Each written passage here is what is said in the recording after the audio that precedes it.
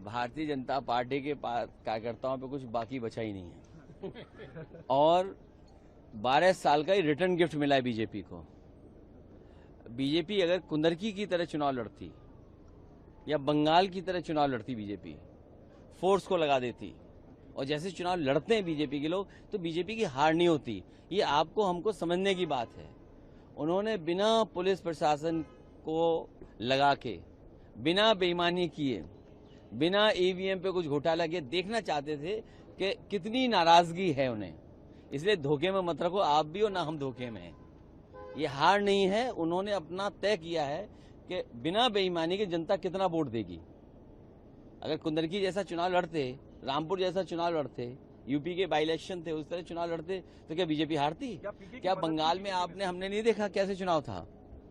मैं सवाल मदद की सर बीजेपी ने नहीं, देखिए ये अपने शब्द मुझे मत कहिए। मैं आपसे कह रहा हूं कि बीजेपी को समझने की जरूरत है। बीजेपी ने बिल्कुल फेयर चुनाव कराया इस बार। पुलिस प्रशासन नहीं लगाया।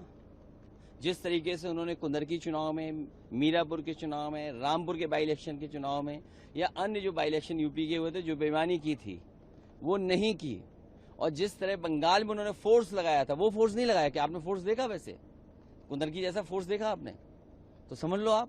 तो वो चेक कर रहे थे कि कितनी जनता में नाराजगी है। जब आम चुनाव आएगा तो वो अपना फोर्स लगा देंगे। अरे दतिया की तो बतिया ही मत करो, बात ही मत करो आप। हमें खुशी है कि दतिया की जनता ने और समाजवादी कार्यकर्ताओं ने जिम्मेदारी से साथ दिया इंडिया गठबंधन का।